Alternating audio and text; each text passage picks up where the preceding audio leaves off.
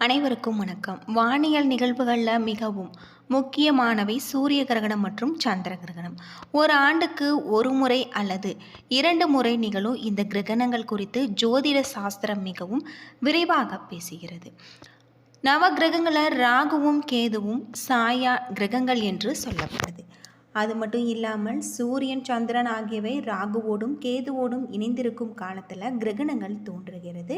இந்த கிரகணத்தால் ஏற்படக்கூடிய பாதிப்புகள் என்ன, நம்ம கிரகணத்தின் போது என்ன செய்யணும் என்ன செய்யக்கூடாது அப்படிங்கிறத பற்றி முழுமையாக தெரிஞ்சுக்கலாம். வீடியோ ரொம்பவே பயனுள்ளதாக இருக்கும். வீடியோவை கடைசி வரைக்கும் ஸ்கிப் பண்ணாமல் பாருங்கள். நம்ம சேனலை நீங்கள் இன்னும் சப்ஸ்கிரைப் பண்ணலைன்னா மறக்காமல் சப்ஸ்கிரைப் பண்ணிவிடுங்க. வாங்க வீடியோக்குள்ளே போகலாம். சூரியன் சந்திரன் ஆகிய ராகுவுடன் இணைந்திருந்தால் சூரியனும் சந்திரனுடன் கேதுவோடும் சூரியன் ராகுவோடும் இணைந்திருந்தால் சந்திர கிரகணம் தோன்றும் என்பது நம்முடைய பஞ்சாங்கங்கள் மூலம் ஜோதிடத்தில் பல ஆயிரம் ஆண்டுகளுக்கு முன்பாகவே கணித்திருக்காங்க. அதாவது அமாவாசை நாட்களில் சூரிய கிரகணம், பௌர்ணமி நாட்களில் சந்திர கிரகணமும் தோன்றும் அப்படின்னும் சொல்லப்படுது. அந்த வகையில் இந்த ஆண்டு சூரிய கிரகணம் பிப்ரவரி 17ஆம் தேதி இன்று கும்பராசியில் சஞ்சரிப்பதால் கும்பராசியில் தற்போது ராகு பகவான் சஞ்சரித்திருக்கிறார். சந்திரனும் அந்த வகையில் கும்பத்தில் இணைகிறாரு. எனவே இந்த நாட்களில் கிரகணம் தோன்றுகிறது. செவ்வாய்க்கிழமை பிற்பகல் 3:26 மணிக்கு தொடங்கி மாலை 7:57 மணி வரை இந்த கிரகணம் நிகழ இருக்கு. இந்த கிரகண காலத்தில் பரிகாரங்கள் செய்ய வேண்டுமா என்றும் கேள்விகளும் பல இருக்குது. மேலுமே கோவில்களில் பூஜை முறைகளும் மாற்றம் இருக்குமா என்று சந்தேகமும் எழுந்து வருது. அது மட்டும் இல்லாமல் இந்த கிரகண காலத்தில் ஜோதிடத்தின் அடிப்படையில் கிரகங்கள் மிகவும் முக்கியமானவையாக சொல்லப்படுது. ஒருவருடைய ஜனன காலகத்தை அடிப்படையாக கொண்டு ஜாதகங்கள் கணிக்கப்படுது. எனவே ஜனன காலகத்தில் கிரகங்கள் இருந்தால் அந்த ஜாதகத்தில் தெரியும். அதற்கு பரிகாரமும் செய்ய வேண்டி இருக்கலாம். குறிப்பாக இந்த சூரிய கிரகண நாட்களில் ராகுவோடு மிகப்பெரிய ஒரு மாற்றத்தை தரக்கூடிய வகையில் சொல்லப்பட்டிருப்பதால் சுக்கிரன், சூரியன், சந்திரன் என 4 கிரகங்கள் இணைகிறது. வாக்கியத்தின்படி என்றால் சனியும் சேர்ந்தாலே இருக்கும். இந்த கிரகணம் மிகவும் முக்கியமானதாக பார்க்கப்படுது. அது மட்டும் இல்லாமல் இந்த நம்முடைய முன்னோர்கள் சில விதிவிலக்குகளை நமக்கு சொல்லி இருந்திருக்காங்க. எந்த காரணம் எல்லாம் நம்முடைய தேசத்தில் தெரியவில்லையோ அவற்றுக்கெல்லாம் நாம் பரிகாரங்கள் செய்ய வேண்டியதில்லை. காரணம் அவற்றின் நேரடி பாதிப்பு நமக்கு இருக்காது என்பதுதான் இதற்கு காரணம். பொதுவாக சூரிய கிரகண காலத்தில் வெறும் கண்ணால் சூரியனை பார்க்கக்கூடாது என்கிறது அறிவியல்.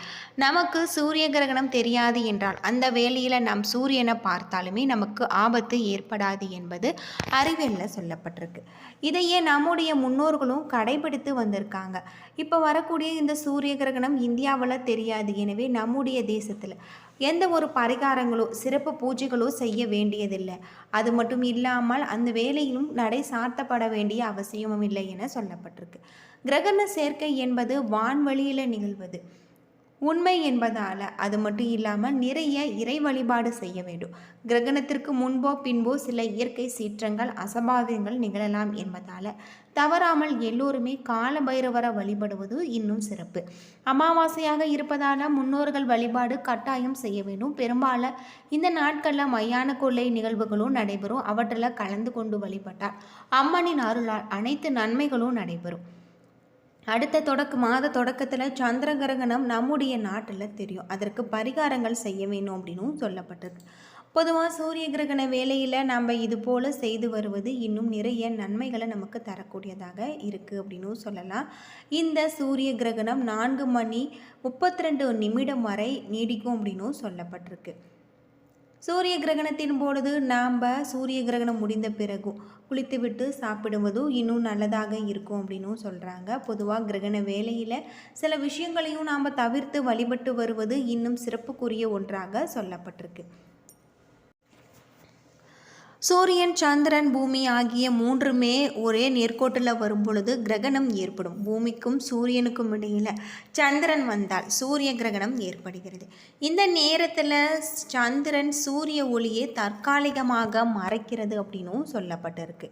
அது மட்டும் இல்லாமல் இந்த காலகட்டத்தில் 2026 முதல் சூரிய கிரகணம் இந்திய நேரப்படி மதியம் 3:26 மணிக்கு தொடங்கக்கூடியதாக சொல்லப்பட்டிருக்கு. 7:57 மணி வரை நீடிக்கும் அப்படின்னும் சொல்லியிருக்காங்க.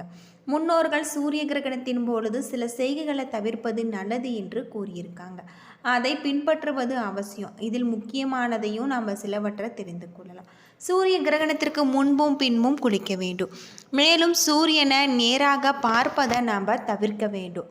அது மட்டும் இல்லாமல் கிரகணம் தொடங்குவதற்கு முன்பு லேசான உணவை எடுத்துக்கொள்ளுங்கள். ஏனெனில் இந்த நேரத்தில் செரிமான பிரச்சனைகள் ஏற்படலாம் அப்படின்னும் சொல்லப்பட்டிருக்கு. பொதுவாக கிரகண வேளையில் நாம் வீட்டை விட்டு வெளியே வராமல் இருப்பதும் நல்லதாக இருக்கும் அப்படின்னும் சொல்லப்பட்டிருக்கு. கிரகண வேளையில் வெளி உணவுகளையும் நாம் தவிர்க்க வேண்டும்.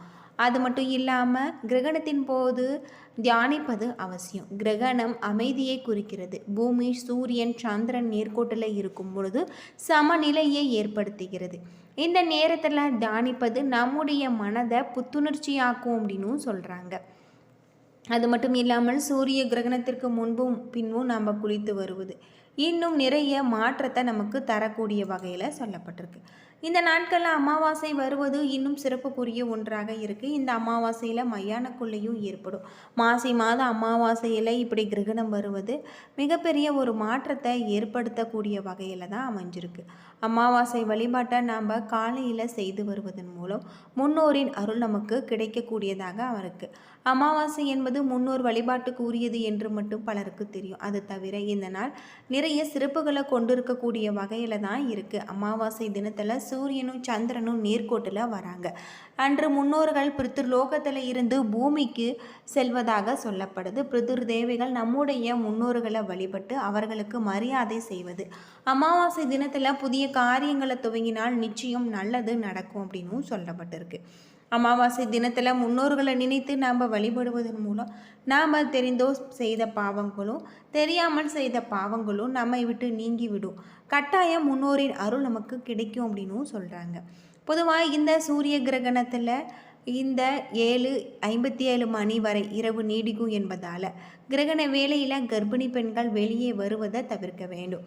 நெருப்பு வளைய சூரிய கிரகணம் இந்தியாவில் தெரியாது. இந்த நிகழ்வு முக்கியமாக அண்டார்டிகாவில் தெளிவாக தெரியும். தென்னாப்பிரிக்கா, தென் அமெரிக்கா மற்றும் போன்ற பகுதிகளில் இந்த கிரகணம் தெரிவதால் இந்த கிரகணம் இந்தியாவில் தெரியாதால் எந்த ஒரு நேர கட்டுப்பாடுகளும் அல்லது அன்றாட நடவடிக்கைகள்லையும் எந்த ஒரு மாற்றமும் கிடையாது அப்படின்னும் சொல்லப்பட்டிருக்கு. அது மட்டும் இல்லாமல் கிரகணம் உலகில் உள்ள பல்வேறு கலாச்சாரங்களில் சூரிய கிரகணம் கர்ப்பிணி பெண்களுக்கு ஆபத்தானது என நம்பப்படுது. ஆனால் அறிவியல் ஆதாரம் இல்லை அப்படின்னு சொல்லியிருக்காங்க. சூரிய கிரகணத்தால் கண்கள் அதிகமாக பாதிக்கப்படுகிறது. சூரிய கிரகணத்தை வெறும் கண்களால் நேரடியாக பார்க்கக்கூடாது. கிரகண நேரத்தில் வீட்டை விட்டு வெளியே வராமல் இருப்பதும் நல்லது.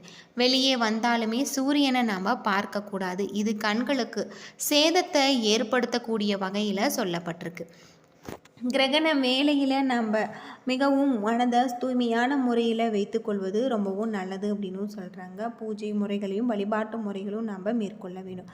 கர்ப்ப காலத்தில் சூரியன் அல்லது சந்திரன் கிரகத்தை நேரடியாக அணுகும் பொழுது வயிற்றில் இருக்கக்கூடிய குழந்தைகள் குறையுடன் பிறக்கும். பிரசவ தழும்புகள் சருமத்தில் உருவாகும் என நம்பப்படுது. அது மட்டும் இல்லாமல் இந்த குழந்தை பிறப்பு குறைபாடு என்பது ஊட்டச்சத்து பற்றாக்குறை, சில வகை மருந்துகள், மரபணு நோய்கள் ஆகியவற்றால் கூட ஏற்படலாம். கிரகணத்தால் பிறக்கும் குறைபாடு ஏற்படும் வாய்ப்புக்கு குறைவாகவே இருக்கும் என்று அறிவியலில் சொல்லப்பட்டிருக்கு. என்ன நண்பர்களே, இந்த வீடியோ உங்களுக்கு பயனுள்ள ஒரு தகவலை தந்திருக்கும்னு நினைக்கிறேன். வீடியோ பிடிச்சிருந்தால் லைக் பண்ணுங்கள், ஷேர் பண்ணுங்கள், கமெண்ட் பண்ணுங்கள். இதுபோல் தகவலை தெரிஞ்சுக்க நம்ம சேனலை மறக்காமல் சப்ஸ்கிரைப் பண்ணிவிடுங்க. நன்றி நண்பர்களே.